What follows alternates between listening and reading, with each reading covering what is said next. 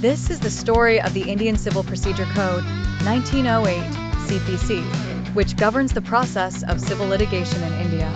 It was enacted by the British government in 1908 to standardize judicial procedures. This code outlines the entire process from filing a lawsuit to passing a decree. Over time, several amendments have been made, the most significant being the Amendment Act of 1976, under which 1. The residential judicative principle was strengthened to prevent the same dispute from being raised again. 2. The Supreme Court was granted the authority to transfer cases between high courts. 3.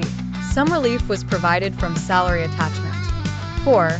The notification process under Section 80 was simplified. 5. The rights of appeal and revision were limited. 6. The requirement for timely filing of written statements and documents was introduced. 7. A special procedure for family matters was created under Order 32A. 8. The provisions for preliminary and final decrees were abolished in certain cases. 9. The limit for summary suits was increased. 10. Provisions were made to facilitate access to justice for the poor class. However, these amendments were not sufficient. Therefore, based on the recommendations of the Mollymath Committee, amendments were made in 1999 and 2002. 1. Time limits were set for several processes: summons, statements, documents, testimonies. 2.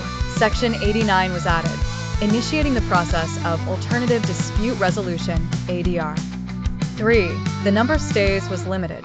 4. Permission was granted for court commissioners to record testimonies. 5. The duration of oral arguments was limited, allowing for written submissions. 6.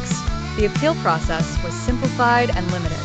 These amendments have provided the Indian justice system with more speed, transparency, and discipline.